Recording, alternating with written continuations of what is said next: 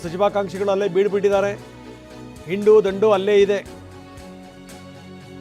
ಮಂತ್ರಿ ಆಗಿರುವಂಥವರು, ಖಾತೆ ಚೇಂಜ್ ಮಾಡ್ಕೊಳ್ಳುವಂಥವರು, ಮುಂದೆ ಮಂತ್ರಿಗಳಾಗುವಂಥವರು ಎಲ್ಲರೂ ಕೂಡ ದೆಹಲಿ ಟೂರನ್ನು ಮಾಡ್ತಾ ಇದ್ದಾರೆ.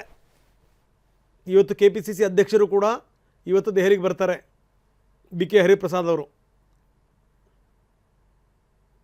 ತುಂಬ ಜನ ಇದ್ದಾರೆ. ಪ್ರಕಾಶ್ ಹುಕ್ಕೇರಿ, ಗಣೇಶ್ ಹುಕ್ಕೇರಿ, ನರೇಂದ್ರ ಸ್ವಾಮಿ, ಸುಬ್ಬಾರೆಡ್ಡಿ, ಹಂಪನಗೌಡ ಬಾದರ್ಲಿ, ಬಸವನಗೌಡ, ದದ್ದಲ್, ಶ್ರೀನಿವಾಸ್ ಇದ್ದಾರೆ, ಗುಬ್ಬಿ ಶ್ರೀನಿವಾಸ್, ಬೇಳೂರು ಗೋಪಾಲಕೃಷ್ಣ, ಹಿರಿಯ ನಾಯಕ HK ಪಾಟೀಲ್. ತುಂಬ ಮಂತ್ರಿ ಮಾಡೇ ಮಾಡ್ತಾರೆ ಅನ್ನೋಂಥ ನಂಬಿಕೆ ಇತ್ತು. ವರ್ಕೌಟ್ ಆಗಲಿಲ್ಲ.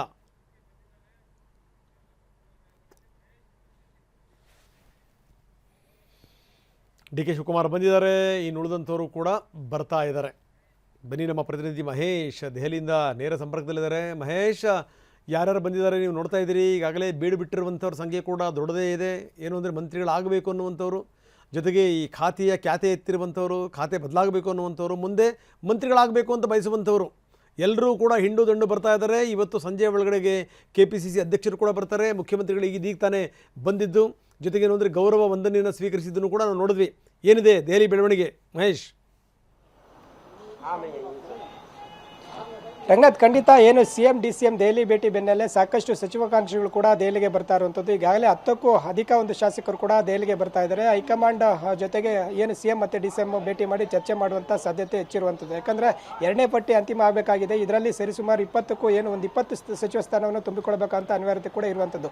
ಈ ಹಿನ್ನೆಲೆಯಲ್ಲಿ ಹೈಕಮಾಂಡ್ ನಾಯಕರ ಭೇಟಿ ವೇಳೆ ತಮ್ಮನ್ನೇ ಪರಿಗಣಿಸಿ ಅನ್ನೋದು ಕೂಡ ಒತ್ತಡ ಇರುವಂಥ ಸಾಕಷ್ಟು ಹಿರಿಯ ಶಾಸಕರು ಕೂಡ ಬರ್ತಾ ಇರುವಂಥದ್ದು. ಈಗಾಗಲೇ ಹಲವೊಂದಷ್ಟು ಮಂದಿ ಕೂಡ CM ಜೊತೆ ಕೂಡ ಬಂದಿದ್ದಾರೆ ಅಂತ ಹೇಳ್ಬೋದು. ಹೀಗಾಗಿ ಇವತ್ತು AICC ಕಚೇರಿಗೂ ಭೇಟಿ ನೀಡಿದ ನಂತರ ಯೂತ್ ಕಾಂಗ್ರೆಸ್ ಕಚೇರಿಗೂ CM ಭೇಟಿ ಮಾಡ್ತಾರೆ. ಇದಾದ ನಂತರ ಹೈಕಮಾಂಡ್ ನಾಯಕರ ಭೇಟಿ ಕೂಡ ಮಾಡುವಂಥ ಸಾಧ್ಯತೆ ಹೆಚ್ಚಿರುವಂಥದ್ದು. ಇದಾದ ನಂತರವೇನೇನು PM ಕೂಡ ಇವತ್ತು ಸಮಯ ನೀಡಿದರೆ ಅನ್ನೋ ಮಾಹಿತಿ ಕೂಡ ಲಭ್ಯ ಆಗ್ತಾ ಇರುವಂಥ ಅವರ ಭೇಟಿ ಕೂಡ ಆಗುತ್ತೆ ಅನ್ನೋದು ಕೂಡ ಇದೆ.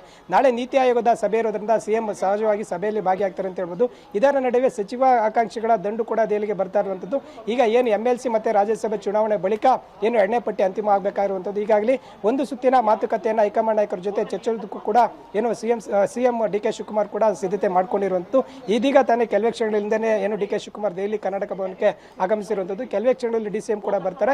ಇವತ್ತು ಸಂಜೆ BK ಹರಿಪ್ರಸಾದ್ ಕೂಡ ಬಂದು ಜಾಯ್ನ್ ಆಗ್ತಾರೆ ಅಂತ ಹೇಳ್ಬೋದು. ಹೀಗಾಗಿ ಈ CM ಮತ್ತು DCM ದೆಹಲಿ ಬರ್ತಾ ಇರುವಂಥ ಹಿನ್ನೆಲೆಯಲ್ಲಿ ಸಾಕಷ್ಟು ಸಚಿವಾಕಾಂಕ್ಷಿಗಳು ಅಂದರೆ ಹಿರಿಯ ಶಾಸಕರು ಮತ್ತು ಹಾಲಿ ಇರುವಂಥ ಏನು ಸಚಿವರು ಏನಿದ್ದಾರೆ ಅವರಿಗೆ ಖಾತೆ ಇಷ್ಟವಾದ ಕಾರಣ ಹೈಕಮಾಂಡ್ ನಾಯಕರ ಭೇಟಿ ಕೂಡ ಏನು ಭೇಟಿ ನೀಡುವಂಥ ಸಾಧ್ಯತೆ ಹೆಚ್ಚಿರುವಂಥದ್ದು. ರಂಗನಾಥ್, ಓಕೆ, ಇದೆಲ್ಲದರ ಜೊತೆಗೆ ಮಹೇಶ್, ಇವತ್ತು ಪ್ರಧಾನಮಂತ್ರಿಗಳನ್ನು ಕೂಡ ಭೇಟಿ ಮಾಡುವಂಥ ಸಾಧ್ಯತೆ ಇದೆ ಅಂತ ಮೂಲಗಳು ಹೇಳ್ತಾ ಇವೆ, ನಿಜನಾ?